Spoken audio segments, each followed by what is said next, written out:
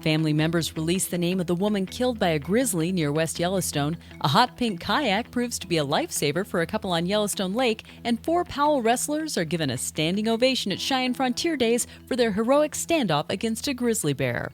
Bringing you these stories and more from Wyoming's largest news organization, I'm Wendy Corr for Cowboy State Daily. Family members have identified 47-year-old Amy Adamson of Derby, Kansas, as the victim of a fatal bear mauling near West Yellowstone on Saturday. Cowboy State Daily's Jimmy Orr said Adamson's parents went on Good Morning America Monday and talked about their daughter, a former teacher and author. She was working in Yellowstone for the summer, and she was out on her morning walk, and the grizzly, and apparently there was one cub on the scene too, attacked the woman. And that's what we know happened. Adamson was believed to be alone during the encounter, and no bear spray or firearms were found at the scene. Bear tracks from an adult grizzly and at least one cub were spotted near the site of the attack. Cheyenne City Council gave final approval Monday on a curfew for homeless encampments. In a 9-1 vote, the council passed an ordinance that says homeless people in one of the capital city's largest camps can't be there from midnight to 5 a.m. While firm, the final version of the ordinance was softened from a full-out ban on homeless camping to a nightly curfew in the Crow Creek area. Council member Pete Laybourne said the ordinance will revitalize the Crow Creek area from its current status as a problem area of Cheyenne to what he calls an asset. If it hadn't been for a hot pink kayak, a recent mishap on Yellowstone Lake likely would have ended in tragedy. As it was, tourboat captains Troy Siegel and Mike Young ended up helping pull a man, a woman, and their 2 small dogs from the lake earlier this month, all because Young spotted the pink kayak from about a half-mile away.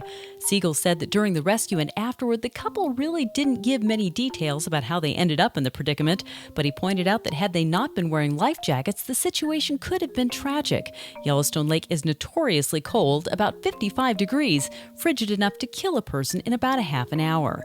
Young and Siegel surmised that the couple might have gotten caught in a windstorm that had ripped across the lake just a while earlier. Well, despite opposition from unions and federal and state governments to running trains with fewer than 2 crew members, Union Pacific appears to be initiating a pilot program to test how trains can be run with just an engineer. That's according to Cowboy State Daily's energy reporter, Kevin Kilo. Single-person trains have been outlawed in several states, and Congress has definitely taken a skeptical look at it. There's a lot of concerns about safety. And also, too, the unions have completely opposed it. They negotiated in their contracts that trains would run with 2 crew members. So it's not really clear why Union Pacific is moving forward with a test program for something that appears to be completely unworkable. The tests will happen later this summer, including one running between Denver and Cheyenne.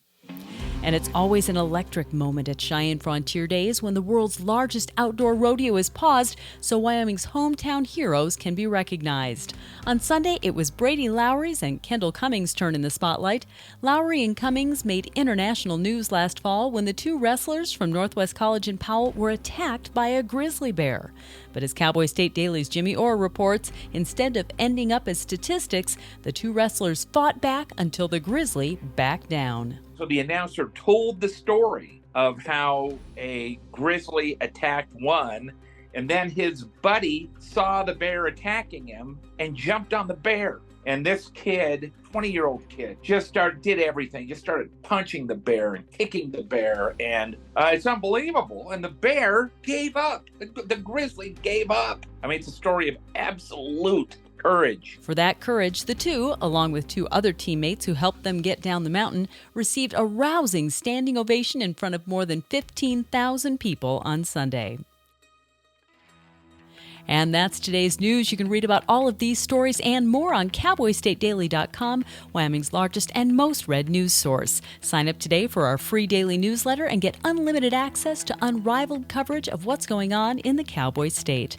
I'm Wendy Corr for Cowboy State Daily.